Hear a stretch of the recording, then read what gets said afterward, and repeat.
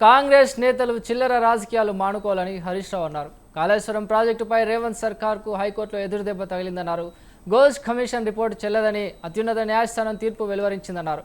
వడ్ల కొనుగోలులో 5 కిలోల తరుగు తీస్తూ రైతులను సర్కారు దోచుకుంటుందని అన్నారు. రుణమాఫీ, రైతు భరోసా అమలులో కూడా కాంగ్రెస్ ప్రభుత్వ ఘోర వైఫల్యం చెందిందన్నారు. ఆర్టీసీ కార్మికుల సమ్మెకు బీఆర్ఎస్ పార్టీ సంపూర్ణ సంఘీభావం తెలుపుతుందని అన్నారు. ఆర్టీసీకి ప్రభుత్వం చెల్లించాల్సిన బకాయిలను వెంటనే చెల్లించాలన్నారు. మేనిఫెస్టో హామీలు అమలు చేయకపోతే కాంగ్రెస్ పీఠం కదలడం ఖాయమని అన్నారు హరీష్ రావు.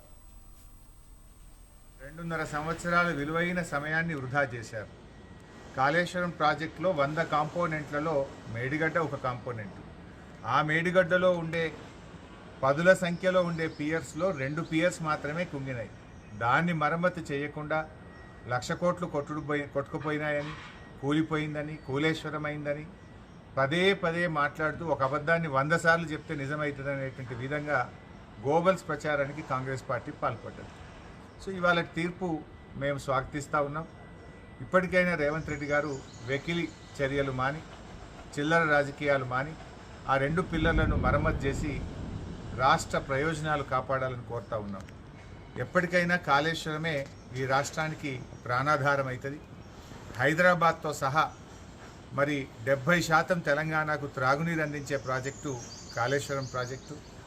మరి దాదాపు 37 లక్షల ఎకరాలకు సాగునీరు అందించే ప్రాజెక్టు కాళేశ్వరం ప్రాజెక్టు. రాజకీయాలకు అనేక అవకాశాలు ఉన్నాయి, రాజకీయాలు చేయడానికి అనేక వేదికలు ఉన్నాయి. కానీ రాష్ట్ర ప్రయోజనాలను ఫలంగా పెట్టి రాజకీయాలు చేయకూడదు. రైతుల ప్రయోజనాలు, రాష్ట్ర ప్రయోజనాలను ఎప్పుడైనా మనం కాపాడుకోవాలి. ఏ పార్టీ అధికారంలోకి వచ్చినా, ఏ పార్టీ అధికారంలో దిగిపోయినా కూడా రాష్ట్రం ముఖ్యం, రాష్ట్ర ప్రయోజనాలు ముఖ్యం, రాష్ట్ర ప్రజలు ముఖ్యంగా ప్రభుత్వాలు పనిచేయాలి. రాజకీయాలు చేసుకోవడానికి వేరే ఉన్నాయి, కానీ ఇంత పెద్ద ప్రాజెక్టును ఇన్ని లక్షల మంది రైతుల ప్రయోజనాలు దెబ్బతీయదు. నిజానికి ఒక 100-200 కోట్లు ఖర్చు పెడితే కాళేశ్వరం ప్రాజెక్టులో మరో 2-3 లక్షల ఎకరాలకు సాగునీరు అందించే అవకాశం ఉంది. గత 2.5 సంవత్సరాల నుంచి ₹1 కూడా ల్యాండ్ ఎక్విజిషన్కి ఇవ్వద్దు అని చెప్పి ₹1 కూడా ఇవ్వలే. ఇచ్చుంటే ఈ పాటికి 2-3 లక్షల ఎకరాల కొత్త ఆయకట్టు వచ్చేది. ఎందుకంటే మోటార్లు రెడీగా ఉన్నాయి, రిజర్వాయర్లు రెడీగా ఉన్నాయి, సబ్స్టేషన్లు రెడీగా ఉన్నాయి, ప్రధాన కాలువలు అయిపోయినాయి, సబ్మెయిన్స్ అయిపోయినాయి, పంట కాలువలు తవ్వితే ఆయకట్టు వస్తుంది. అది తవ్వకుండా ఒక కుట్రతో, కక్షతో వ్యవహరిస్తూ ఉన్నారు. వాటిని మానుకోండి. రాజకీయాలు చేద్దాం, డెఫినెట్గా రాజకీయ పార్టీలు అన్నప్పుడు రాజకీయాలు చేస్తాయి, కానీ దానికి వేదికలు ఉన్నాయి. పర్ఫార్మెన్స్ మీద రాజకీయాలు జరగాలి.